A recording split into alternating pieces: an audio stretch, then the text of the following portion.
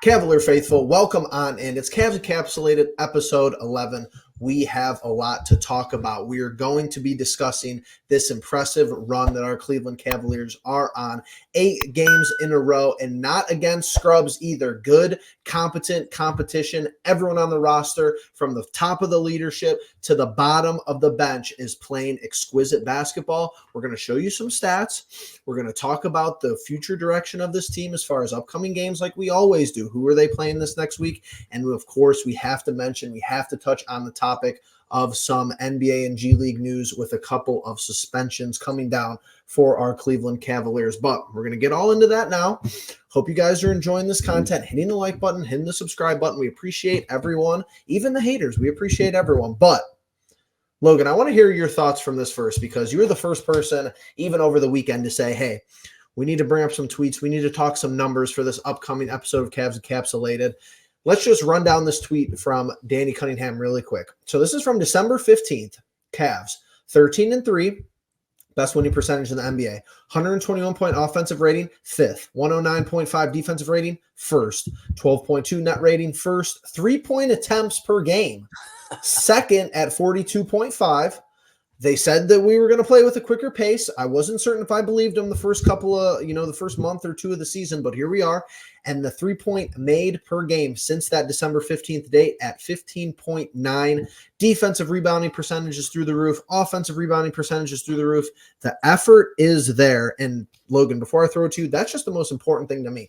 I'm seeing effort night in and night out. And ever since 2 episodes ago, maybe 3, I admitted that this team was kind of boring me to death. I wasn't entertained by how they were playing basketball. They flipped the script, complete 180. I'm locked in every night, and I'm loving these fast starts, but I want to hear from you. Absolutely. I mean, the first 20 games is the exact opposite of these numbers. We always got behind in games. We're playing catch up all night long and can just not quite get there. They're done with that crap. And you know what? I will give flowers to JB Bickerstaff live on the Cleveland Pulse YouTube channel. I will give him his flowers. Justin's not following. Jeffrey and I have been critical of JB. Obviously, a bigger test to come later on, but what he has done with what he has can not be stressed enough at how great it is. I mean, he's completely flipped the script offensively. It is outlet passes. If it's not there, fire up triples and don't stop firing up triples. And, it makes you question the composition a little bit of this team. Why are we so successful in these situations? Because you got shooters quite literally everywhere. The emergence of Kyle Korver, Sam Merrill, it has been something to watch. Absolutely. George Niang is finally playing more worth his contract. He's at least given us a couple triples to make up for some defensive lapses. And right now, it's just a really good vibe and a really good energy from this team. We look at these offensive numbers, and obviously those are the most shocking because last year we were known as a defensive dynamo, and this year we have obviously the defensive stats to back that up as well. But yeah, to me, when we lost Mobley, I thought the defense is going to have to fall off. Surely it will have to. Oh, there's a guy named Dean Wade who suddenly is starting to play worth his contract a little bit more. Basically, all of these stats is because guys are playing their worth as of late. And I think that is so important, so vital, because that is something that'll piss off fans quicker than ever, is if you're paying a guy a whole lot of money and he's not performing. Everybody's producing, everybody's in a good mojo, and the Cavaliers are reaping the benefits of it. I absolutely agree. And honestly, I will attribute the maximum effort night in and night out to JB. He's done a good job rallying the troops, and that's a stepping, stone in the right direction. But Justin, I know for me, out of all these stats, and maybe you agree, but I want to hear your thoughts and your opinions on it. The defensive and offensive rebounding is the top stat for me, is why I think we're winning games, because you're almost giving teams the Knicks model of what we had to play against last year in the playoff series. And I think that's the most sustainable part about it.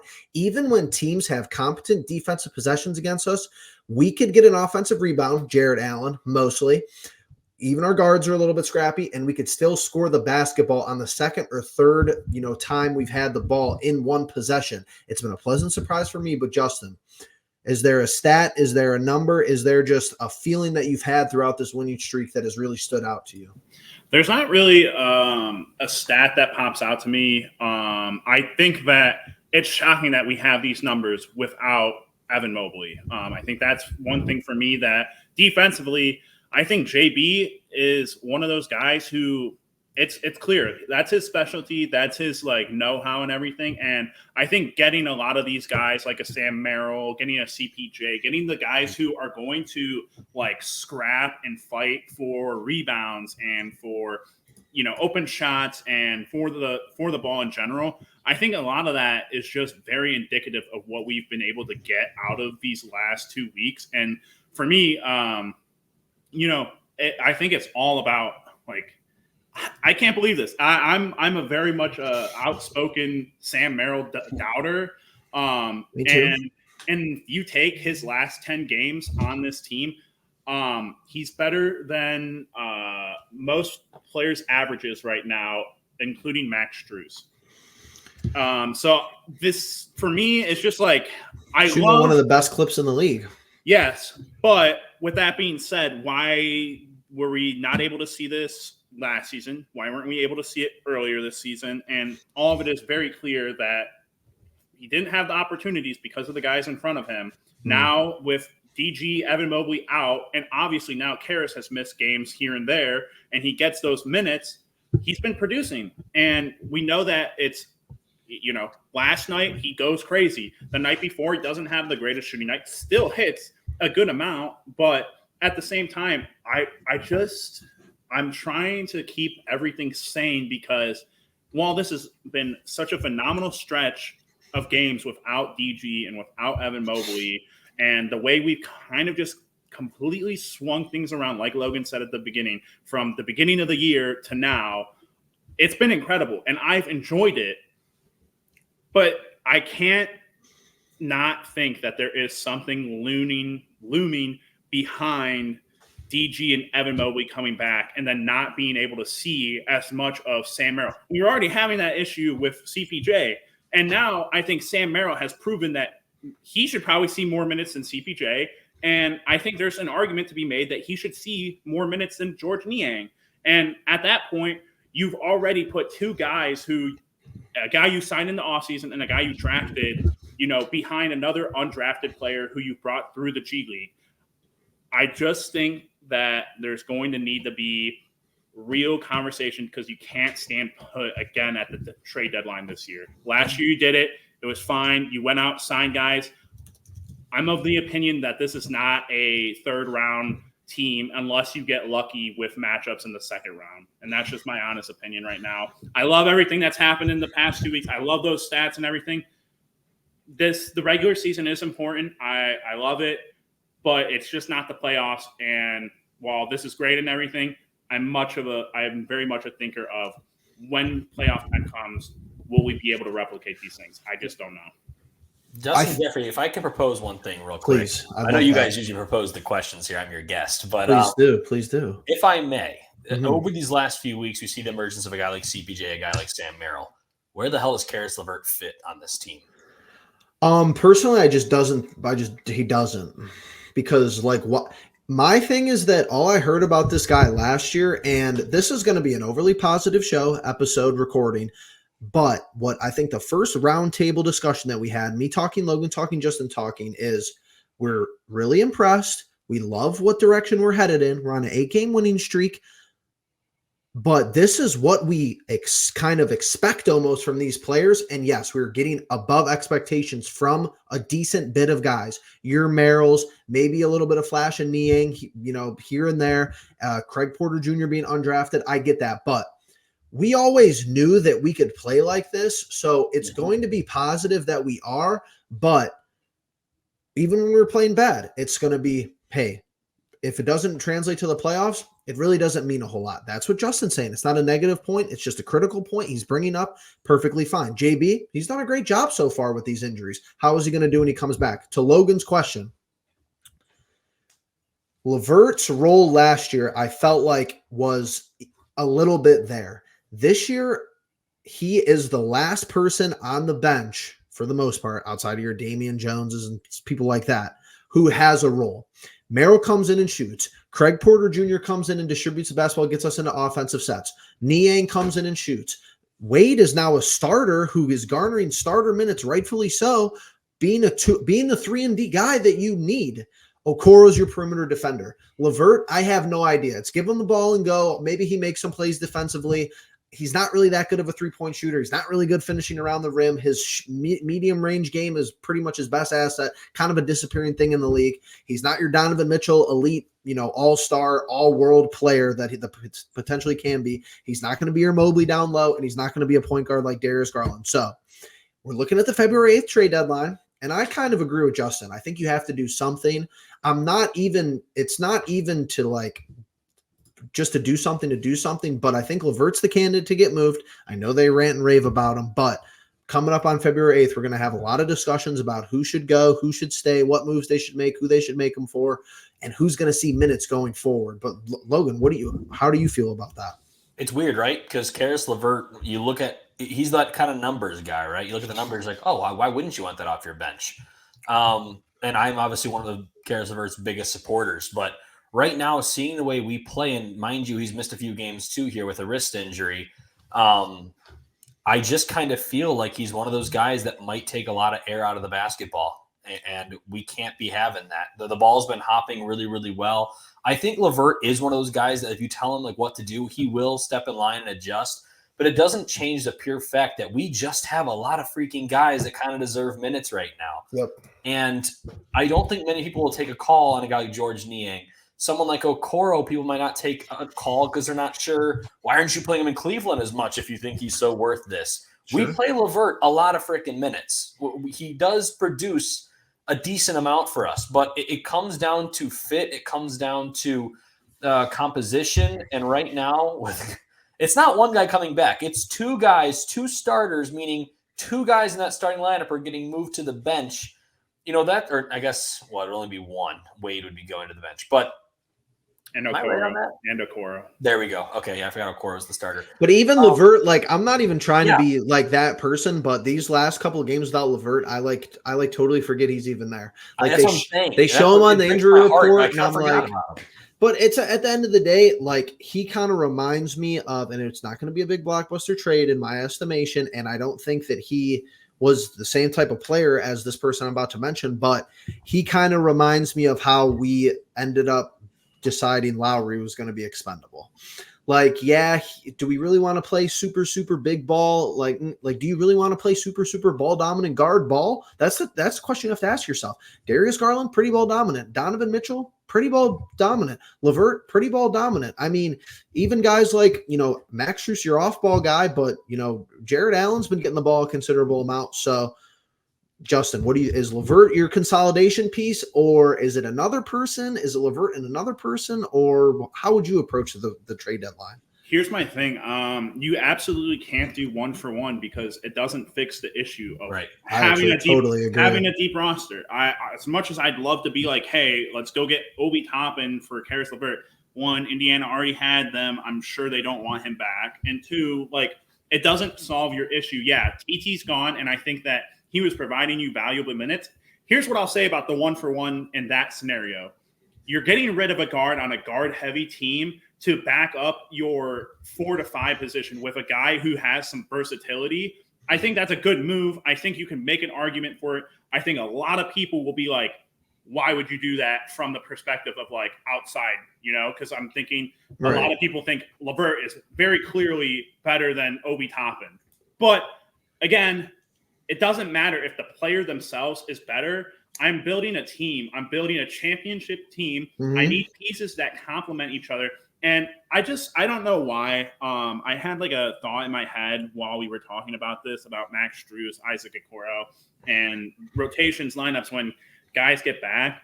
And I'm thinking about the playoffs, and I'm just thinking, and, with his improvement, I honestly can't see if you move on from LeVert, how you don't put Okoro in the starting lineup and then move Strus to the bench. I know that's going to be a wild thing to say here, but my thing with Okoro is if he's your perimeter guard and you are betting your life on that, there's no reason he shouldn't start the game. His three has improved, and I need someone to come off the bench who can light it up like a Caris, but probably in a different fashion. I think that there's a lot to think about with the composition of this team, and I have a headache with it because I just keep going it over in my head. There's no rotation lineup. There's no lineup in the playoffs that I can think of that's like these 8 guys, these 9 guys. They're going to get you the Eastern Conference Championship, and they're going to put up a really good fight against Philadelphia, Boston, or Milwaukee, Miami. I mean, even Miami. Like, I don't think our top 9, even with what we've done, does our top 9 in the playoffs match up against the top 9 for Miami in the playoffs? Maybe it does. Maybe I'd be surprised. Justin, the interesting part about that to me is, and I just don't know if we didn't see it last year. I don't know if the maturity's there or if the if the light bulb will go on. I think it's very difficult, and I will admit Okoro's worked on his game. This is the best he's been. Not that that's a huge testament to his other years because, not much to really – he's improved every year is what I'll say about him. But Okoro and Mobley and Allen starting doesn't work for me. I think you could do that in the first game of a playoff series, and if Okoro cannot shoot the ball at a high level, you have to make a change game 2. If you win or lose – and I don't know if JB's got that in him to figure that out because Strus is, to me – I'm not on the trade Garland. I'm not on the trade Mobley train because I don't think it makes any sense. And I don't think that we've realized the full potential of this roster healthy. But with that being said, I think, especially with Evan being out, your biggest pro of that is the spacing. Wade could hit a 3. Okoro could hit a 3 sometimes. And Strus is always going to be lethal from 3 as far as we're concerned. Any given night, yeah. That's your whole difference. Like, no slack on Mobley, but we haven't taken the defensive hit with Mobley out. If we were giving up 115 a night, it really wouldn't matter how good our spacing is. We're giving up like 100 a night, 98 a night. So I agree with you, but I think 9's even deep in the playoffs. I don't even know if we saw 9 last year in some of the crunch minutes with the Knicks. And that's my point, and that's why I bring up the point about putting him into the lineup and putting in. So who's your first 2 off the bench? Like, realistically, put us into the playoffs today. And I know we have a long way to go, and we're kind of off on a tangent, but I'm enjoying it. Yeah, like for me, Okoro and Wade. That's it. Well, yeah, if you're starting Strus, and that's not my ideal. E.G. Donovan, Strus, Mobley, Allen, and you're telling me Okoro and Wade are your only 2 people playing off the bench, or Merrill kind of is playing more than Wade? I'm not getting the math for a playoff series, but I've been wrong in the past. But that's my point. Like, you put Okoro into the starting lineup, and I understand like the why people wouldn't want to do that, and I understand it because I think it's a very legitimate criticism. And even a guy like Jared Allen, who put it into the world, the lights can be too bright in the playoffs. That's not like a legitimate, or that's not like a not take, but for a young guy like Okoro, who knows that the knock on him is, hey, when you're out on the court, it's tough to space the floor because people don't want to guard you on the 3-point line. At some point, you have to start making people pay for that. But at the same time, do you want to move a guy like Strus who for me, it's so easy to say Strus because he just seems like the guy who's like willing to do anything and everything for this team to win. Fair enough. And I just I'm trying to work with what I have with this team. But he actually has the most playoff experience as far as deep runs in the playoffs on the roster. Right. And outside of Tristan. And we'll get to him. But to that point, it's still that idea of like this team just doesn't know what you're going to roll out night to night when you're fully healthy. Some nights you might get CPJ. We did get nights with CPJ when we were fully healthy. And now you have to have nights where we're fully healthy and Sam Merrill is getting a good chunk of minutes. Yep. But at the same time, now you have to replace Double T's minutes that he was actually providing good, valuable stats. The stats that we were talking about at the beginning, where he's only averaging 12 minutes, but he's got like 3.9 rebounds. If you bump him up another 8 minutes, he might be the third leading rebounder on this team. There's a lot to talk about with the composition of this team, and it hurts. And it's a good problem, but it's a scary problem. Absolutely. No, that's honestly the best way to put it because I'm glad we fought through adversity. I'm glad we're on a win streak. I'm glad our stats are through the roof. I'm glad the maximum effort is there all day because we wouldn't even be having these conversations if they weren't. If we were if we were 2-6 in the last 8, if we were 3-5 in the last 8, if we were 1-7 in the last 8, you're talking about, all right, let's scrape by and get in the play-in here. Right. So I'm glad we're not there. There's lots of levels to this, and trust us, we want what's best for this franchise. We want to see winning playoff Cleveland basketball. That's it. That's all I have to say. With that being said, though, Logan, I just don't know if we've really understood. We've talked about this stretch of games a lot, but how important is it, you might ask? Milwaukee 30-13, just fired their head coach, just dismissed Adrian Griffin. We are 2 losses behind them. So you have an opportunity here playing them on the road twice in Milwaukee to match their loss total through 45 games, basically. Mm-hmm. Yeah, and really pull in there. That's pretty impressive. A split here even keeps you, and we're probably going to be in the conversation all year for the top 3-2 spots. Unbelievably enough, still have a lot of work to do to catch the Celtics, and I don't necessarily see them slowing down, especially how they could barely lose at home. But Logan, these next 2 games before we really dive into the prediction sheet, just let's kind of digest them, break them down. You got the coaching switch up in Milwaukee. How are you feeling, and how important is it for the Cavs to win at least one of these games, if not both? I never thought at the beginning of the season I would say I don't feel good because Tristan Thompson isn't playing, but I'm kind of at that point right now because, again, they didn't have Giannis the last matchup. I'll leave it to the side. We've been battling injuries all year and still are. But on the road in Milwaukee, that's a tough crowd. They're going to be rebounding the basketball a lot. I mean, they're going to be going for every single board. And losing a big body like Tristan is just not going to help this team. And I will say I have been pleasantly surprised because we're not just winning games, gentlemen. We are blowing teams out of the fucking water right now. Absolutely. We are beating teams down. So I'd like to believe that we have that same energy and that same focus going into this 2-game set with Milwaukee.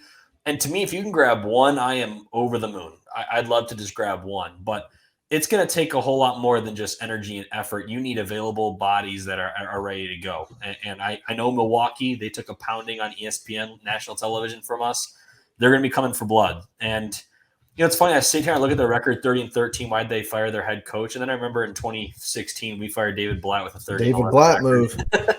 So there's got to be something internal going on that we don't know. Absolutely. And maybe that makes you wonder, are they about to play a whole lot better basketball now with new leadership? Or just try a lot harder. Right. Supposedly, when they lost the play-in game to Indiana, the coach was like, there's going to need to be sacrifice. And from that point on, he just continued to lose the locker room, apparently. And apparently, Damian Lillard took a step backwards with his offensive game or adjusting to his offense, supposedly. Interesting. I mean, typical, honestly, you look around kind of the East, 30-13, their front office isn't complacent. I mean, it's just like you have to follow NBA trends. Like, you can't just sit here all year and be like, oh, this is going to do well and everything. Like, hope is not a strategy. I know that's a platitude. I know that's cliche. But, like, they're 30-13, 2 seeds ahead of us, two less loss than us, firing their head coach. And I get it. Maybe he wasn't, the cream of the crop candidate that they wanted. Maybe Giannis didn't want Nurse. But it's going to be interesting to play them the next 2 games. Justin, you're still in the lead with the predictions. How do you feel about these next 2 games before we go to predictions and just – talk about the landscape of the Eastern Conference real quick for me.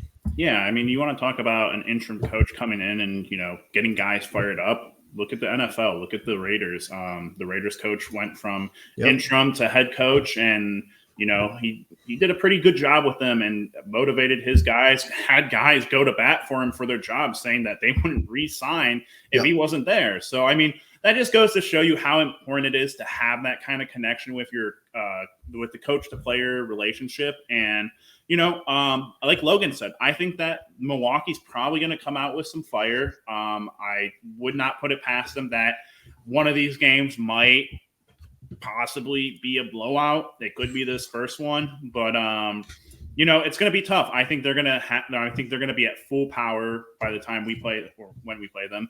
And we're just not. So, and, we got them the last time and that was great.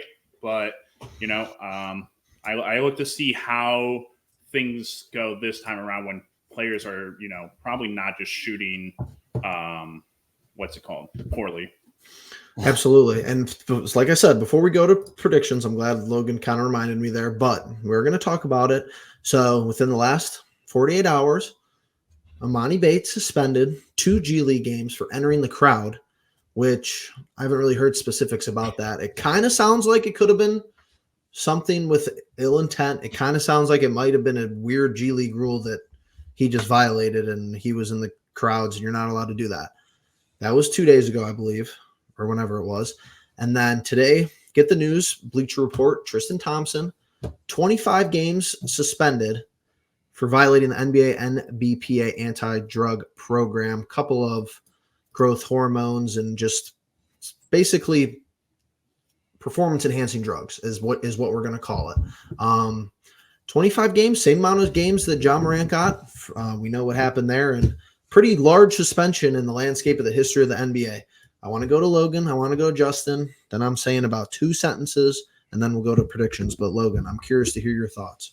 Yeah, I'm going to go ahead and take Kobe Altman out of the equation for this. I'm going to talk mostly about Tristan Thompson, and I'm not going to take into account character issues right now. What I will say about Kobe Altman is from the beginning, I believe there were better options in free agency than Damian Jones and Tristan Thompson. And from the very beginning, I said Damian Jones and Tristan Thompson is not enough to back up Evan Mobley and Jarrett Allen.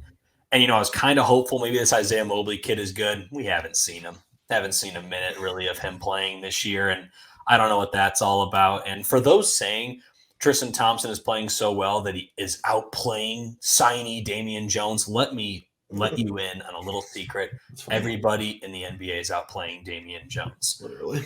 But yes, Double T, pleasant surprise this year. Truly was. But this is a major blow. This is a major blow to the team. And what I will say about Double T, I am thankful because he's a vital part of our championship squad, and I'll always think of him fondly for that. But that being said, to be a leader, it's more than just standing on the bench, keeping the guys up, keeping the guys ready to roll and stuff like that, and being a good whatever. But to be a role model for the team. And to me, I'm not calling him out on his character. What I am calling him out on is you just have to be smarter than this. If you're the leader of the team, you can't put yourself in a situation where if caught, you cost yourself a major chunk of the season. And I don't know. I just feel like it's more than fulfilling your role, right? I think he's done a good job of that. In this case, though, he knows he can't get in trouble. He does something like this. It's just really stupid. It's maybe a little bit selfish. And I think he knows that. I do think he knows that in his heart of hearts. But it's a shame because it comes at a time where the Cavs are finally playing good basketball this year. But with a front court that's already depleted, doesn't really have a whole lot of help to boot, this was a massive mistake on the part of Tristan Thompson.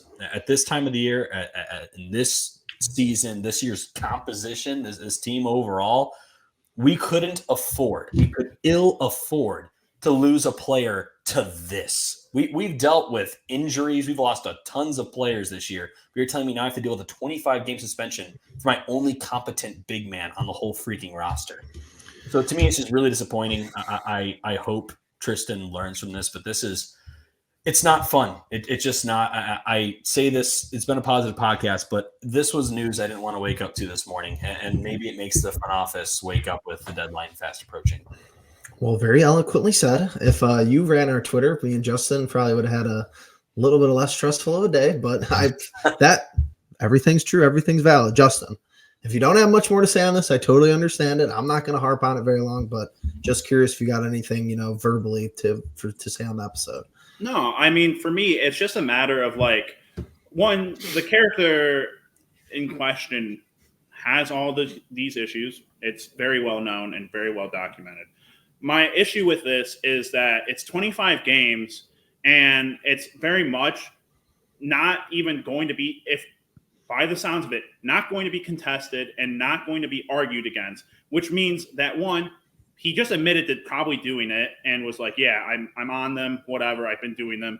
That's why you get the 25 games. You would either argue that if this was an accidental thing, if he was taking a supplement that was helping him recover, there's a ton of those things where players get hit with like 2 to 4 games for accidentally taking a supplement that's against the NFL or NFLPA, against the NBA, whatever they're called, PA or that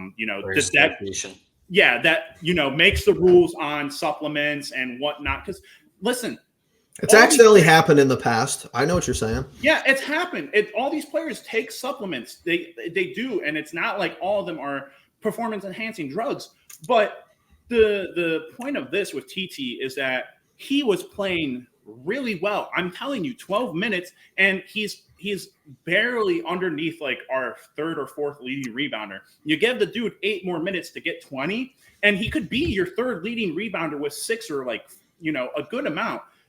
The problem here is that now we are down a competent roster spot, legitimate, and it does not matter what it was before if he was assigning for the 15th or 14th spot, because Damian Jones should be that 14th to 15th spot now, and he should be taking Damian's spot, which we thought was going to be the 8th to 9th or 10th man in the rotation. And now we have to go and find another new big man because Damian Jones is still not going to work. And now the only guy who has worked is suspended 25 games. He's put us in an awful position. Now and again, this is why I've been talking about roster composition.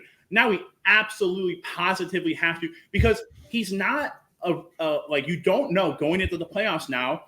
Was he taking the PEDs the whole season? Is that why he played so well? I don't know. These are the things that happen when you are pinned down by doing these things. And so I'm upset because I've gone through this with Josh Gordon, where every time I want to believe that a troubled player can come back and do right and, hold themselves accountable, it just doesn't happen. And TT is one of those guys. So yeah, I'm upset with him, not just from a player standpoint, but as like a person, you're compromising yourself, and it's hard for me to go to bat for someone like that. So, I mean, absolutely. I hear what you guys are saying. And even when I played collegiate sports, the head trainer would literally sit us down in a room and say, this is a sensitive test if we were getting drug tested. He said, if you show up and if you have 250 milligrams of caffeine in your system, it might say that you failed. That's how sensitive it was that they were in. The NCAA was looking at stuff like that, caffeine intake and everything. But with that aside, I'm going to take a little bit of kind of off the pulse, part of my personal experience and part of my personal life into this before we get to predictions. In my job, my full-time job outside of this, I'm in a management position. I don't think people understand that when you're in a position of management, you are responsible for the decisions that you make. If something happens, if something goes wrong, if one of your employees, something happens, you have to answer to it. Your boss is going to come and talk to you. And for everyone out there, if you don't think Dan Gilbert is having a conversation with Kobe Altman, like what the hell? Either that conversation didn't happen, and that's a bigger red flag for the organization, or if you don't think that conversation happened and it did, you really don't know how pro sports, players making millions of dollars, organizations worth billions of dollars really operate. And I am okay with giving people second chances, but it's not going to stop me from being critical along the way.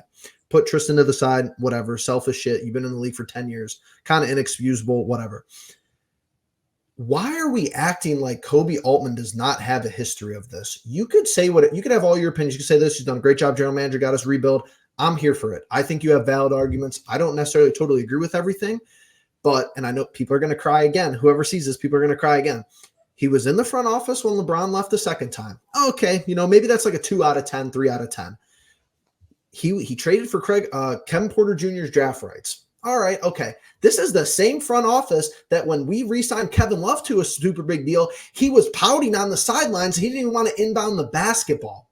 Now Amani gets suspended for 2 games in the G League. Do you think his draft? Do you think he fell in the draft because he just wasn't that good, or do you think people looked at his character and evaluated him and said, "Yeah, I don't know if he's mature enough. We don't really want to take a flyer on him. Not for our organization." Or does that not really happen? Do we just absolve everyone of their off the court, off the field issues? Wrong.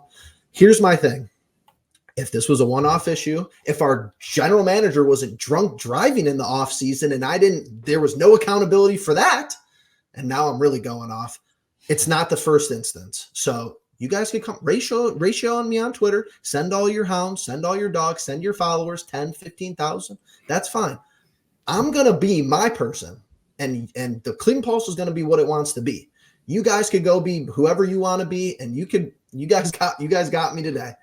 But at the end of the day, I could be okay with who I am. So I know that I'm going to win. But here's all I'm going to say to that. And I commented on this and everything. And all I'm going to say is that whether you like the phrasing of how things are said, or you like or you don't like, or whatever, it does not change facts. And people can take facts and make it however they want to sound. And if you want to take what was said today and make it into something that it wasn't, then you can do that. But I urge you to at least stand on credibility, and especially when someone tells you, hey, like there's past history or there's evidence or whatnot.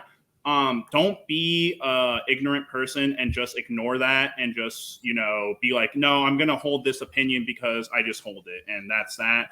I stand on journalistic integrity on a lot of this kind of stuff. And so, and if you just want to say you're a fan and that you just want everything to be sunshine and rainbows, go for it. I had a lot of hard conversations with Jeff in the last 4 years of us doing this that I've talked about things I didn't want to talk about, and I've still, taken it on the chin.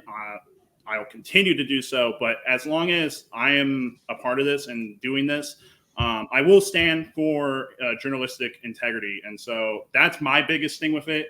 It really doesn't come down to anything further than if you have that, great. I think that there's a lot of good conversations that come from people who want to have those conversations. And I think that the people who want to just have opinions and be happy, that's great. Again, do your thing. If you don't want to be critical, if you don't want to have the hard conversations that sports have, then that's fine. But to be fair, here on Winfrey, Baker Mayfield, Odell Beckham Jr., there's a ton of players I could list off that have had trouble here in Cleveland. And again, for that matter, Kobe Altman, KPG, all these guys, I can assure you, I lose zero sleep over these people doing bad things. And we're not overly personally affected by them. Yep. I'm just telling you that. We're reporting things that are happening. And if we have a statement like Jeff and I have had over like an Okoro, where from the day we drafted him, we've not really understood his position on this team and don't see his future with this team. If one day he gets traded, we're going to go back and talk about why that was a thing, because we have it documented for reasons. We have our speculations for reasons. And it's not because we're just trying to, I don't know, I guess like take a shot at somebody who will never see or interact with that in a way that like, I guess is taken to offense. But that's my point about it.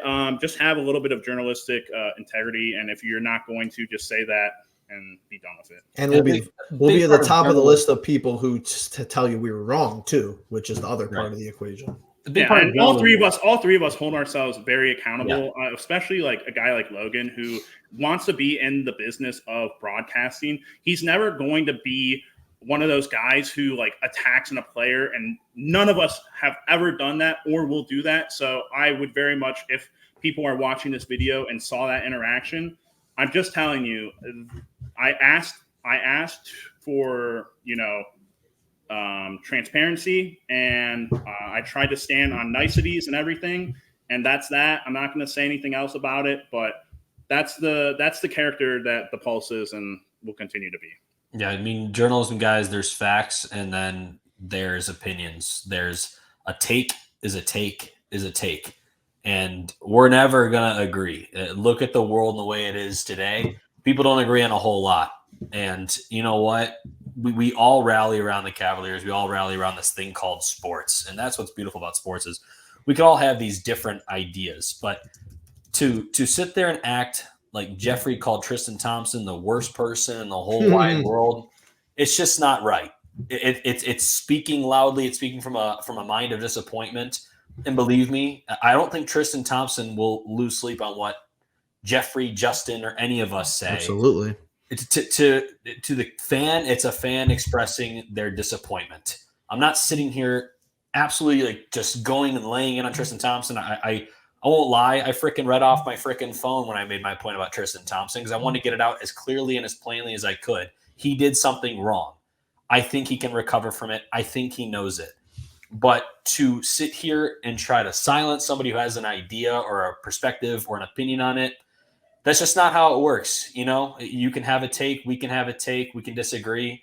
It all stays cool. We have major respect for everybody that's in the Cleveland journalism, content creation community and what you guys do. You're Cavs fans, we're Cavs fans, and we're not going to agree on a whole lot. But I think what we can agree on is, you know, at the end of the day, we want the best for our team. And what Tristan did wasn't good for our team, no matter what way you slice it. Absolutely. Fair enough. Well, hey man, it's not always cordial. We know that. We're the first person to tell you about that. But Justin's giving his predictions. He's coughing right now, a little bit under the weather. He's given from the top rope, Bucks twice. Wow, I can't believe that from him. Even though we are 8 in a row. I'm coming off top rope too, honestly. They're going to rally around whoever the interim is and beat us tomorrow. We win the second game, and we will win the game at home against the Clippers. Logan, that leaves it down to you to kind of break it down in a more really educated manner. See, usually I have a little more time to think on it. Usually I know. We're hitting you over hitting you our thoughts. here. I'm going on nothing here. I was worried I was going to be in here. I'm finally approaching 500, gentlemen. This is tightening up. This is Justin. I'm not. You guys get one right there. You get one. Good tied up. You can go Cavs, Clippers, and just pick up three games on everybody. Logan. I'm right back in it. You are. The way I'm looking at this, I think we win one of these games. I'm so nervous to get the one wrong that we win now. That's the pain in the butt. So like Justin going Bucks is probably a safer bet than say Bucks Cavs. Maybe that was part of the thinking. Now that I'm thinking about it, it was. I'm going to be honest with you. I very much could just see us getting swept this week. Like we're on this great win streak and everything. We're playing 3 playoff really good teams, or we're playing 2 playoff teams and one of them twice. Right. I think Milwaukee rallies tomorrow. We're feeling the blow of losing Tristan Thompson. I'm going the Bucks. Yeah. You're approaching 500, Logan. As of right now, from right tomorrow, I'm 500. There's a chance to go over. Mm-hmm. For the Clippers game, give me the Cavs. I will stand pat with you boys. Full sweep on the Cavs. That's going to be a ballsy decision. That's a good Clippers team that's playing really good lately. And the second Bucks game, Jeffrey has a chance to grab you, huh, Justin? I'm honestly really debating just switching the Cavs to Clips, to be honest.